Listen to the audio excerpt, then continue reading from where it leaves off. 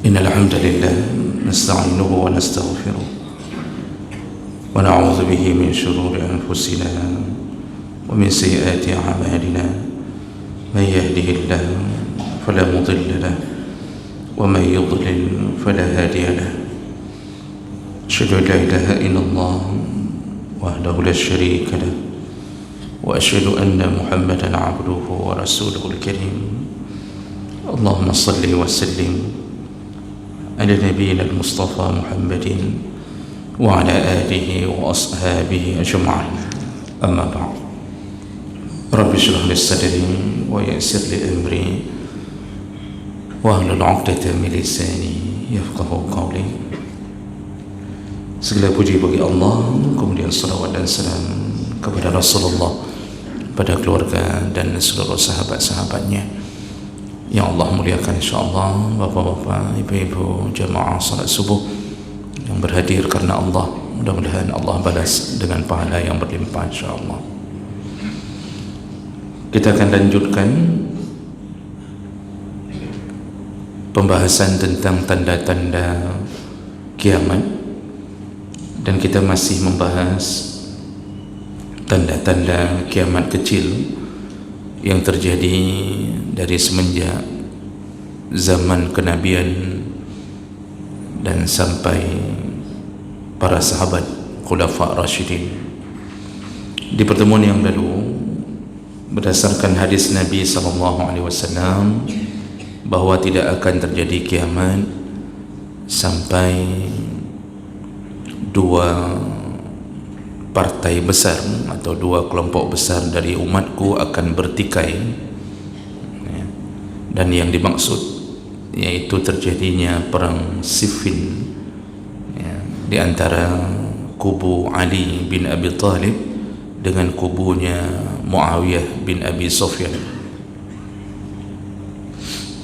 dan ini merenggut banyak nyawa para sahabat. Namun para ulama menyatakan bahawa kejadian itu wajib terjadi berdasarkan ilmu yang diberikan Allah kepada Nabi, dan itu menjadi tanda zaman akan berakhir. Namun para ulama bersepakat bahawa kedua kelompok tidaklah jatuh ke dalam kekafiran, tidak jatuh ke dalam kemaksiatan berdasarkan peperangan itu, karena mereka berdiri di atas ijtihad, yaitu Muawiyah berijtihad tidak akan taat kepada Ali sebelum Ali menyelesaikan kasus pembunuhan Utsman bin Affan. Ali pun berijtihad tidak akan menyelesaikan kasus Utsman sebelum pihak Muawiyah taat lebih dahulu kepada kepimpinan Ali, sehingga terjadilah apa yang tidak diinginkan oleh kaum muslimin saat itu. Namun takdir Allah itu terjadi. Maka jemaah melakukan Allah, ada kalanya selama ini kita hanya mendengarkan sejarah, tapi kita tidak tahu bahawa sejarah itu ternyata bahagian daripada skenario Allah untuk mengakhiri kehidupan di dunia. Kita lanjutkan apalagi tanda kiamat berikutnya yang terjadi di masa para sahabat Khulafa Rasyidin, yaitu al-isyarat al-nabawiyah an ta'ibatil khawarij al-haruriyah, yaitu munculnya kelompok khawarij atau kelompok haruri, dan itu terjadi di zaman Ali bin Abi Thalib. Kelompok ini disebut dengan Khawarij berasal dari kata kharaja, artinya keluar. Disebut Khawarij yaitu orang-orang yang keluar. Keluar dari apa? Nah, kita tentu melihat sejarah bahawa kelompok ini keluar dari barisan Ali dan Muawiyah. Jadi ketika terjadi peperangan Siffin antara Ali dan Muawiyah, lalu Ali menerima at-tahkim, yaitu menerima keputusan untuk berdamai. Di saat kelompok Muawiyah hampir kalah perang, dan itu dianggap oleh sebahagian orang seharusnya Ali meneruskan perang karena Muawiyah sudah hampir kalah. Dan akibat Ali menerima arbitrase atau perjanjian untuk berdiskusi, berdamai, lalu dikalahkan secara diplomatis oleh pihak Muawiyah. Akhirnya tidak selesai masalah. Nah, disitulah kemudian muncullah dua kelompok besar. Yang pertama, orang-orang yang sangat mencintai Ali secara berlebihan, yang kemudian itu menjadi cikal bakalnya kelompok Syiah. Dan yang kedua, yaitu orang-orang yang kemudian membenci Ali, membenci Muawiyah, dianggap mereka lah orang-orang yang telah memulai kerusuhan di antara kaum muslimin, kekacauan. Lalu mereka keluar dari barisan Ali, dan mereka juga keluar dari barisan Muawiyah, dan bersatu di bawah satu payung, dan punya satu prinsip yang sama, bahwa mereka memisahkan diri dari kepemimpinan Ali dan tidak mau mengakui Muawiyah. Mereka punya kedudukan kelompok, punya prinsip-prinsip sendiri, dan kelompok inilah yang kemudian dinamakan dengan Khawarij. Berapa jumlahnya ketika keluar? Berdasarkan sejarah ada 8.000 orang memisahkan diri, dan 8.000 itu diantaranya adalah orang-orang yang ahli ibadah, dan bahkan sebahagian orang-orang yang menghafal Quran. Mereka hafal Quran, mereka hafal hadis-hadis Nabi sallallahu alaihi wasallam. Jadi ini kelompok pentolan-pentolan yang sebenarnya orangnya saleh, dan mereka ahli ibadah. Nah, dari 8.000 orang ini kemudian Ali segera mencoba meminimalisir masalah. Beliau kemudian menasihati 8.000 orang ini untuk tidak salah mengambil jalan. Akhirnya Ali mengutus Ibnu Abbas untuk memberitahu mereka bagaimana Islam ini sebenarnya, bagaimana pertikaian yang tak bisa dihindari, dan itu adalah bahagian daripada takdir Allah. Hasil daripada pertemuan Ibnu Abbas dengan 8.000 orang ini berhasil mengembalikan, mentaubatkan 2.000 orang. Maka tersisalah 6.000 orang yang masih bersikukuh untuk memisahkan diri dari kelompok para pemimpin yang sah di masa itu. Nah, jemaah mulakan Allah Subhanahu wa taala, kelompok Khawarij ini itu telah dikabarkan oleh Nabi sallallahu alaihi wasallam melalui beberapa hadis bahwa itu menjadi tanda akhir zaman, dan itu menjadi tanda akan terjadinya kiamat. Di antaranya hadis riwayat Bukhari dan Muslim, Rasulullah sallallahu alaihi wasallam melalui Ali bin Abi Thalib, Rasulullah berkata, ya'ti fi akhir zaman, akan datang di penghujung zaman, kata Rasulullah, qaumun, suatu kaum, hudasaul asnan, gigi mereka masih kecil. Artinya mereka adalah orang-orang yang muda umurnya atau muda cara berfikirnya, sufahaul ahlam, tapi lemah mentalnya. Yaqulun min khairi qaulil albariyah, mereka itu selalu mengeluarkan kalimat-kalimat yang baik. Arti yang baik maksudnya baik menurut mereka. Jadi kalau menasihati itu seakan-akan mereka lah orang yang paling faham agama. Yamruquna minal Islam kama yamruqus saham minar ramiyah, mereka itu keluar dari Islam, melesat keluar dari Islam seperti melesatnya anak panah dari busurnya, kata Rasulullah. la yujawizu imanahum hanajirahum, iman mereka hanya sebatas tenggorokan mereka atau sebatas kerongkongan mereka. Fa inama laqitumuhum faqtuluhum, kata Rasulullah, di mana engkau bertemu dengan kelompok ini wahai Ali, maka bunuhlah mereka. Dimanapun engkau bertemu dengan kelompok ini, bunuhlah mereka, perangilah mereka. Fa inna qatlahum ajrun liman qatalahum yaumal qiyamah, barang siapa yang membunuh kelompok ini, maka Allah berikan pahala untuknya sampai di hari kiamat nanti. Hadis Bukhari Muslim dengan derajat yang sahih. Jadi Rasulullah telah memberitahu akan muncul kelompok-kelompok sempalan yang begitu fanatik terhadap prinsipnya,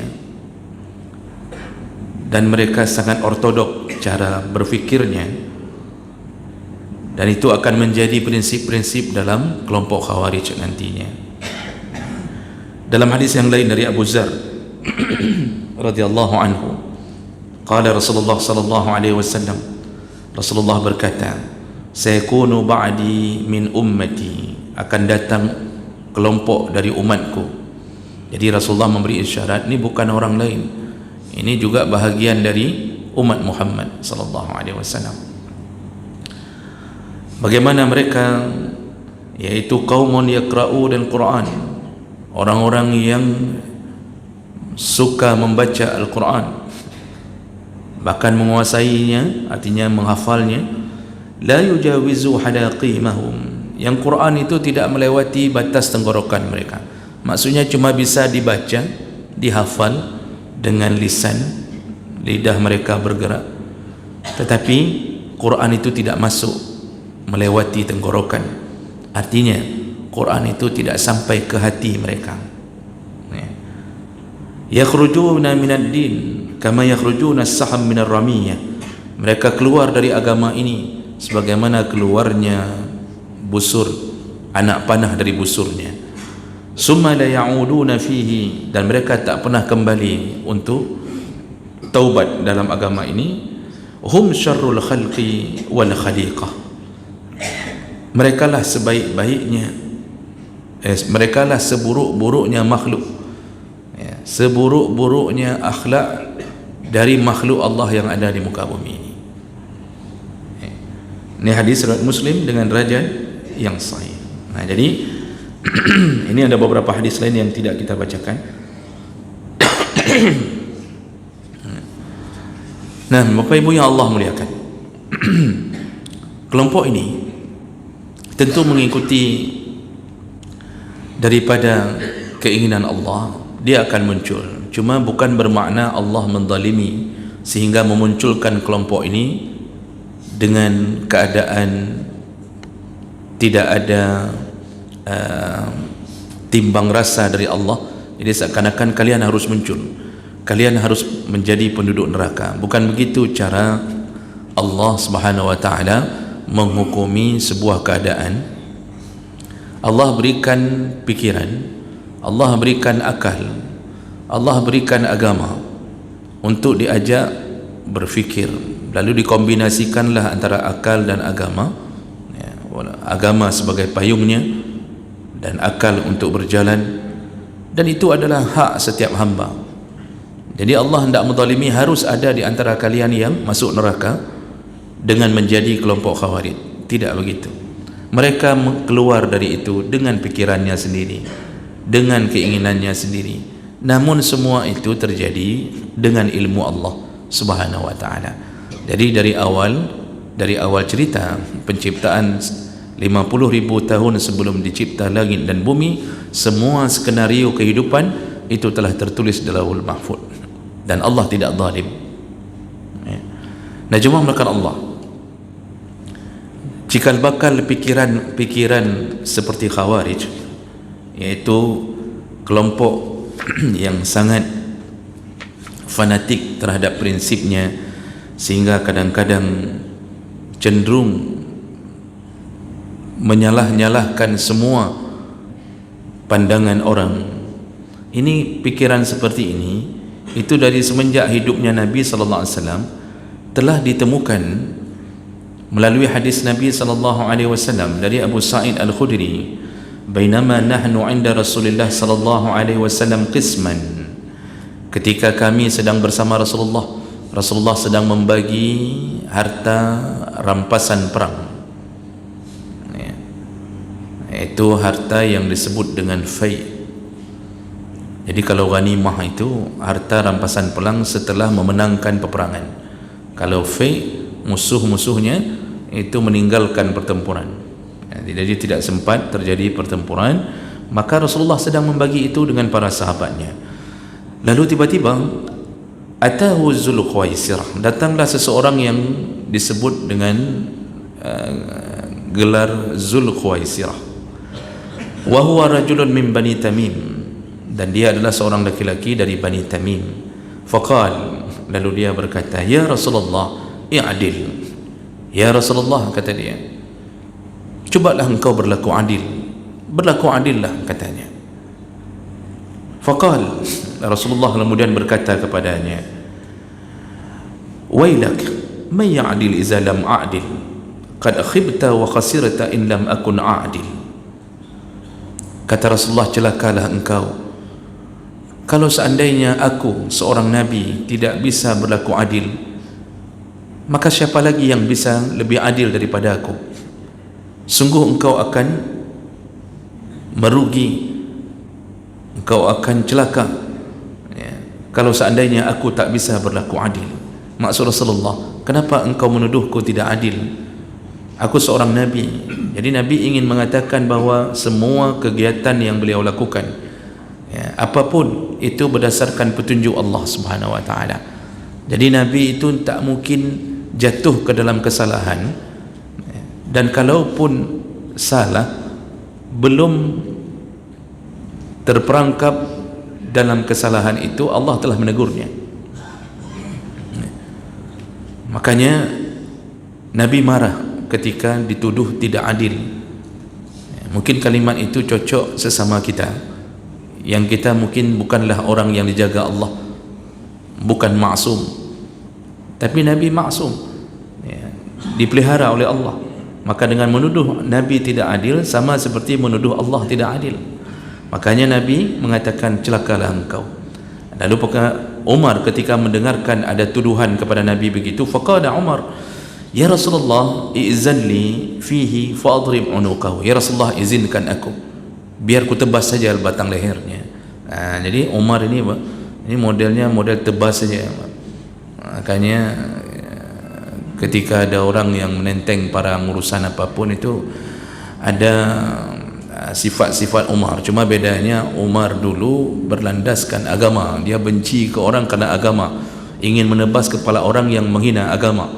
Ini orang hari ini kadang-kadang itu suka tebas-tebas tapi malah jatuh ke dalam maksiat. Jadi Umar begitu sifatnya, dia nak memikir panjang. Ada yang mencoba menghina Nabi, langsung diminta izin untuk ditebas. Seandainya Nabi menjawab, okey, laksanakannya, habis jumpa.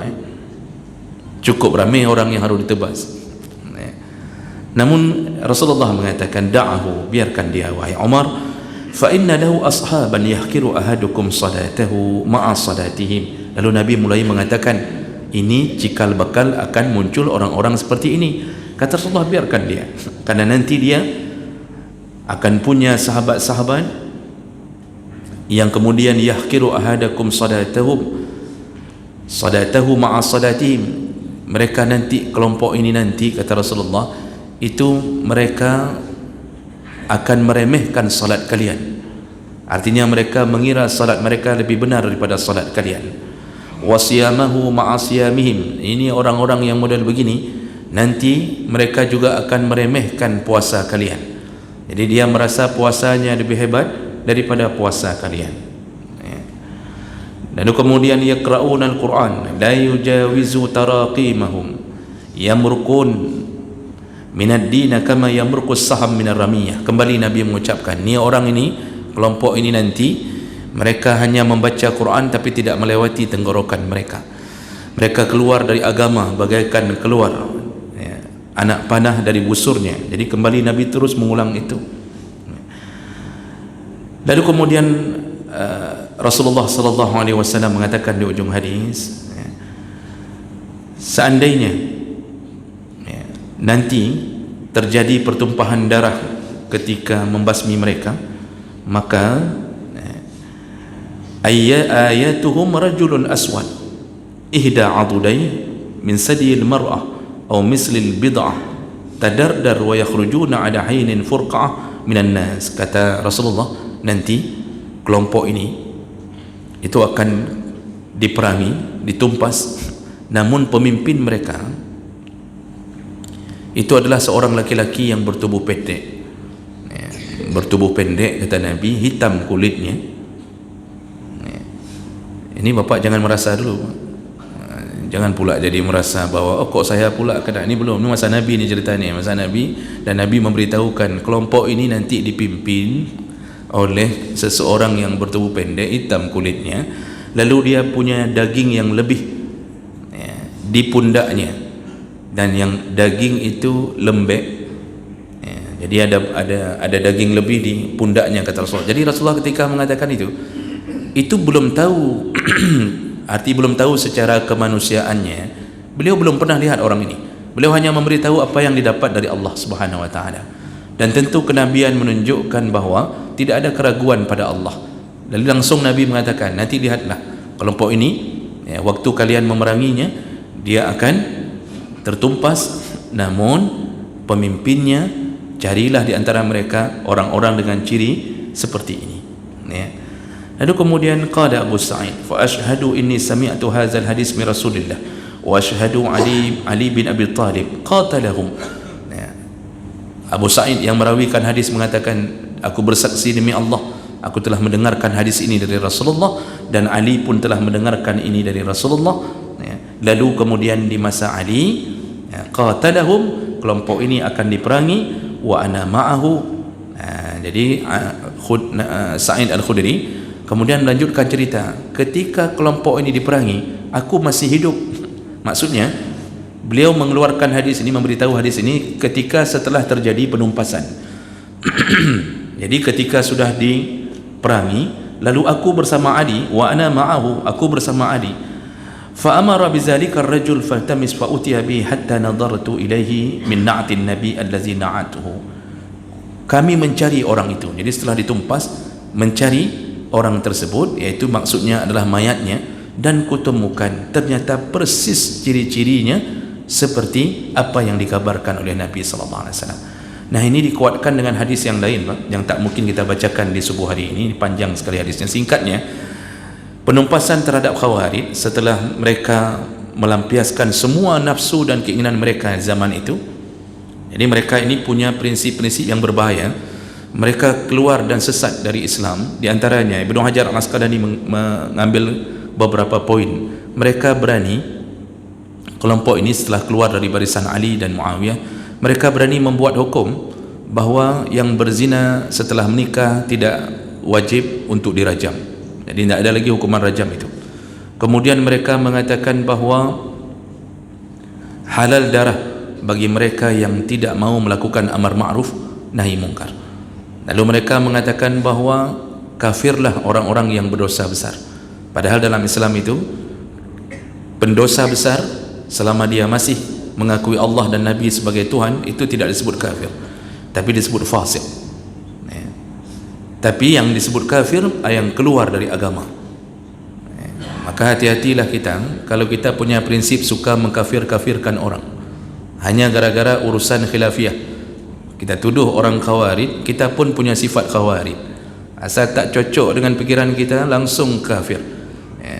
Kalau ada satu ustaz yang berceramah tergelincir dengan pendapatnya, maka kita mengkafirkannya hanya dengan satu atau di ujung permasalahan. Ini ada kelompok-kelompok dengan sifatnya, kelompoknya bukan Khawarij, tapi sifatnya hampir sama dengan ini. Jadi sudah dikabarkan. Jadi mereka ini, kata Ibnu Hajar, suka mengkafir-kafirkan sesama muslim. Yang dikafirkan bukan orang kafir, tetapi sesama muslim. Jadi yang fasik dianggap kafir. Lalu kemudian mereka ini akan membunuh siapapun yang dianggap layak untuk dikafirkan. Dan begitulah orang-orang Khawarij, dan ketika mereka mengambil intisari dari Al-Quran, maka mereka hanya mengambil apa yang mereka inginkan, jadi ditafsirkannya sendiri, ditakwilkannya sendiri, lalu sesuai dengan keinginan mereka. Jemaah melakukan Allah Subhanahu wa taala, setelah terjadinya merebaknya fitnah dari Khawarij di masa Ali, kemudian Ali melihat ini berbahaya, dan salah satu bahayanya mereka mulai membunuh beberapa sahabat di waktu Ali masih hidup, di antaranya Abdullah bin Khabbab. Jadi ketika Abdullah bin Khabbab melewati satu tempat yang kebetulan itu tempat mereka, markas mereka, mereka menghadangnya, lalu mereka berdebat dengan Abdullah bin Khabbab, memancing-mancing apa maksud, apa yang engkau maksudkan dengan membaca ayat ini, ayat ini. Kalau tak begitu lihat tak sesuai dengan keinginan mereka, maka dibunuhlah Abdullah bin Khabbab. Kebetulan di saat itu Abdullah bin Khabbab membawa istri, ada yang mengatakan membawa budak perempuan, tapi ada yang mengatakan istrinya juga dibawa dalam perjalanan itu. Setelah membunuh Abdullah, mereka pun kemudian membunuh istrinya dengan cara membelah perutnya, padahal istrinya sedang hamil. Dikeluarkanlah janin dari perutnya. Begitulah orang-orang Khawarij membunuh. Akhirnya Ali mengambil kesimpulan. Ketika terjadi itu, Ali bertanya kepada mereka, siapa yang membunuh Abdullah? Maksudnya siapa orangnya? Biar kita kisas. Apa mereka jawab? Kami semua. Kami semua yang membunuh. Apa maumu? Karena melihat perlawanan itu, maka ditabuhlah genderang perang, dan akhirnya ditumpaslah mereka oleh pemerintah yang sah, yaitu Ali bin Abi Thalib, dan terjadi perang itu di Nahrawan, disebut dengan perang Nahrawan, dan semua mereka, hampir semuanya tewas. Hampir semuanya tewas, hanya beberapa gelintir yang kemudian melarikan diri. Di antara yang tewas itulah Ali kemudian teringat kepada perkataan Nabi, carilah orang yang bertubuh pendek, hitam di antara mereka, dan ada gelambir atau daging lebih di pundaknya yang lembek. Lalu Ali mencari dengan sahabat, termasuklah Abu Sa'id Al-Khudri tadi, lelah mencari karena jenazah telah bertumpuk-tumpuk. Akhirnya disuruh bongkarlah jenazah itu, disuruh pindah satu-satu, dan ditemukanlah laki-laki itu persis seperti yang dikabarkan Nabi sallallahu alaihi wasallam. Disitulah Ali mengatakan, demi Allah sungguh benar Rasulullah sallallahu alaihi wasallam. Jadi jemaah melakukan Allah, yang menyedihkan setelah itu Ali lah yang dibunuh oleh kelompok ini yang melarikan diri dari perang itu.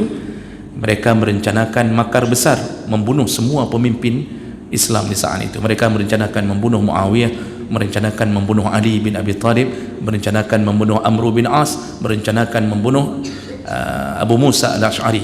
Ini 4 orang ini yang menerima perdamaian di waktu perang Siffin, dan direncanakan di waktu subuh diutus 4 orang di masjid-masjid yang berbeda. Ternyata dengan izin Allah 3 orang berhalangan. Kemudian yang hadir adalah Ali bin Abi Thalib menjadi imam. Lalu kemudian ditusuklah Ali, dan yang menusuknya adalah Abdul Rahman bin Muljam. Jadi kemudian Ali meninggal dunia dengan mendapatkan kesyahidan, dibunuh oleh pentolan Khawarij. Lalu ketika mau dihukum kisas kepada Abdul Rahman, para sahabat mengatakan dalam riwayat bahawa mereka memotong tangan dan kaki Abdul Rahman bin Muljam. Tidak sedikit pun keluar keluhan dari mulutnya, bahkan dia membacakan surat Al-Alaq, Bismikal ladzi Iqra bismi rabbikal ladzi khalaq khalaqal insan, terus-terusan dia mencoba membacakan Quran. Ini penghafal Quran ni, Pak. Ini penghafal Quran. Dia baca, kemudian dipotonglah, ditusuklah matanya dengan besi. Dibuat seperti celak, dalam hadis sebutkan dibuat seperti celak, memakai besi panas untuk menyiksanya agar dia taubat. Tapi ternyata tak juga bergeming. Akhirnya ketika mau dipotong lidahnya, barulah dia berkata, jangan potong lidahku, karena aku tetap ingin berzikir kepada Allah. Jadi sudah bunuh Ali, dia tetap merasa bahwa mereka lah yang paling benar. Akhirnya dikisas, dibunuh mati, hasil pembunuhan kepada Ali. Dan ini menunjukkan profil orang Khawarij itu tak akan sampai mati pun tak pernah mau merasa bahwa mereka bersalah. Jadi jemaah melakukan Allah, hari ini kelompok ini tidak ada generasi dari turunan mereka, tetapi pikirannya yang menjalar di antara kita. Maka berhati-hatilah dengan terlalu overload, berlebihan mengfonis, menghukumi sesama mukmin. Saya berulang-ulang mengatakan di atas mimbar ini dan di atas mimbar yang lain, urusan-urusan agama yang kemungkinan itu adalah khilafiyah, jangan dijadikan sebagai alasan untuk memvonis sesama mukmin bahawa selain kita adalah kelompok yang tak benar. Ini mungkin akibat kurang membaca, jadi kurang wisata dalam membaca, hanya ikut-ikut pengajian, tak pernah, mungkin pun gurunya hanya mendoktrin, sehingga tak ingin memberitahu bahawa di luar pendapatmu ada pendapat yang lain juga berdasarkan ayat dan hadis. Lalu muncullah orang-orang yang kemudian tidak disebut khawarij tapi bersifat khawarij, dan ini juga menjadi cikal bakal teroris. Saya pernah dengar wawancara langsung, maksudnya saya dengar dari YouTube, tapi wawancara langsung Imam Samudra dan beberapa nama yang menjadi eksekutor bom Bali, itu betul-betul apa yang digambarkan oleh Nabi tentang sifat khawarij ada pada mereka. Mereka mengatakan semuanya kafir, semua pemerintah kafir, yang taat kepada pemerintah semuanya kafir, mereka halalkan darahnya. Maka dia langsung hotel bom Marriott, hotel ini, hotel itu, pokoknya orang Islam yang kena mereka tak peduli. Dan itu langsung diwawancarai setelah mereka ditangkap. Mudah-mudahan kita terhindar dari sifat ini, karena ini termasuk salah satu keluar dari agama, dianggap telah keluar dari agama. Demikian, mudah-mudahan bermanfaat. Subhanakallahumma bihamdik, asyhadu an la ilaha illa anta, astaghfiruka wa atubu ilaik. Wassalamualaikum warahmatullahi wabarakatuh.